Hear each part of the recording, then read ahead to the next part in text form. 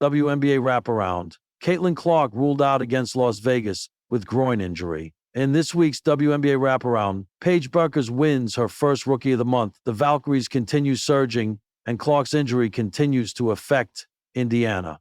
WNBA Wraparound. Caitlin Clark ruled out against Las Vegas with groin injury. In this week's WNBA Wraparound, Paige Bueckers wins her first Rookie of the Month. The Valkyries continue surging, and Clark's injury continues to affect Indiana. Paige Bueckers wins first Rookie of the Month award after missing some time in May with a concussion. The #1 overall draft pick and Paige Bueckers had a fantastic month of June. She averaged 21.6 points, 4.1 rebounds, and 5 assists per game in June and continues to lead the entire league in field goals attempted, 53, and field goals made from 10-15 feet from the basket. All this led to her winning her first Rookie of the Month award for the month of June and has catapulted her to the top of Rookie of the Year conversations. Her well-rounded game, high basketball IQ, and ability to shoot from distance make her game super enjoyable. Natalie Nakasi wins her first Coach of the Month award. Keeping the conversation on awards this week, another WNBA legend was able to get her first monthly award for the month of June. Natalie Nakasi, who is leading the Golden State Valkyries through their first franchise season, is also in her first season as a head coach of a WNBA team. She's been thriving, leading the Valkyries to an impressive 9-7 record, currently holding a playoff spot. In June, Golden State had a record of 7-4, beating teams like Seattle, Indiana, and Las Vegas. She's gone from solving a predicament that she had before to now solving a system that she wants to build.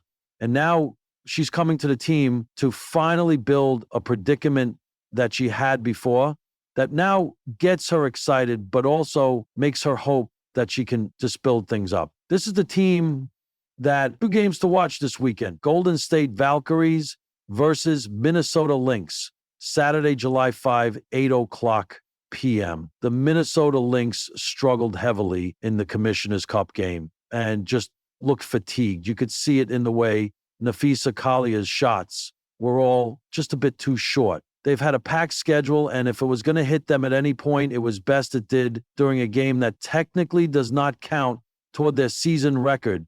Fortunately, though, that does mean that the Lynx did not get the 3-4 days of rest that every other team was able to have this weekend. With the Valkyries' ability to push more experienced teams to their limits, they could very well steal a win here.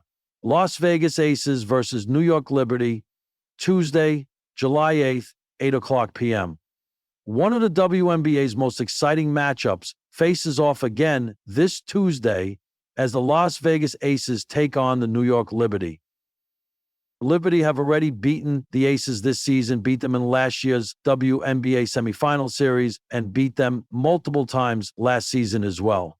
Yet New York has been struggling a little over the past few weeks. They are missing Jonquel Jones, who is still recovering from a sprained ankle, and there is no confirmation she will be back for Tuesday's game against the Aces. They have also been missing Liane Fiebich due to Eurobasket, but she is back now. AF Jones continues to be out. The Aces could take advantage of the mismatch in the post, leaning heavily on A.J. Wilson to score on the inside. Regardless, these games are always extremely fun and competitive. One storyline to watch, Caitlin Clark continues to struggle with groin injury. Last week, we talked about the implications of Caitlin Clark missing more games with another injury. First, it was her quad strain, and now she's been out for over a week with a groin issue. She missed the Commissioner's Cup game on Tuesday, and she has already been listed as out for the Fever's Thursday night game against the Las Vegas Aces. The Fever are trying to be extremely careful with their star, making sure she is not rushing back from anything too soon. She risks re-aggravating or even further injuring herself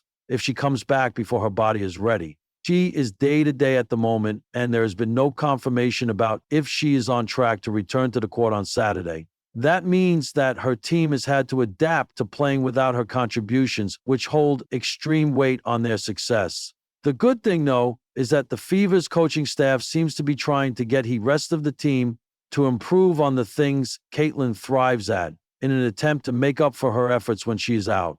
In the Commissioner's Cup final, they relied heavily on their post players in Howard and Boston, which ended up being their key to success. Clark is fantastic at passing the ball into the post and letting Howard and Boston cook with it, a reason her assist numbers are so high. The other thing the Fever have been doing well is passing the ball back out to the perimeter. With Clark out, players like Lexi Hull and Kesley Mitchell need to be ready to receive those passes from the inside and convert them into points. All of this to say, though, hopefully Clark can return to the lineup soon. The Fever are currently 8th in the regular season and sit on the fringe of a playoff spot, 8th place. If they are going to not only stay in that playoff spot, but also rise enough to gain home court advantage in the playoffs, Clark is a huge factor for them. In a world where Caitlin Clark has become more than just a basketball player, more like a phenomenon, a symbol, and sometimes a lightning rod for controversy, the news dropped like a bad bounce pass on a fast break. Caitlin Clark was ruled out of the highly anticipated Indiana Fever showdown against the Las Vegas Aces due to a groin injury. And just like that, the arena dimmed.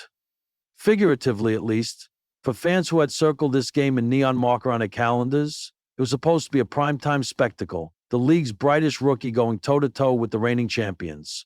Clark versus Plum, rookie fire versus veteran fury. But instead, what they got was an empty chair on the bench, a look of frustration etched on Caitlin's face, and a silence that hovered over the court like an untimely fog. The absence felt like presence. From the moment the Fever stepped on the hardwood at Michelob Ultra Arena, it was clear something was missing. Not just in talent, because Aaliyah Boston, Alyssa Smith, and Kelsey Mitchell brought fire, but in identity. Clark's absence wasn't just physical, it was spiritual. Her no-look passes, her limitless range threes, her snarky grins after a tough and one, those weren't in the building. And yet, even ruled out, Clark was the loudest ghost on the floor. The Aces fans couldn't help but chant sarcastically, "Where is Caitlin?" Even as the Fever battled hard. Signs reading out of excuses waved in the air. Las Vegas thrives on drama, and tonight had more than enough. With Clark sidelined, the dynamic shifted, almost like the league itself had to pause and inhale. But Indiana? They didn't blink.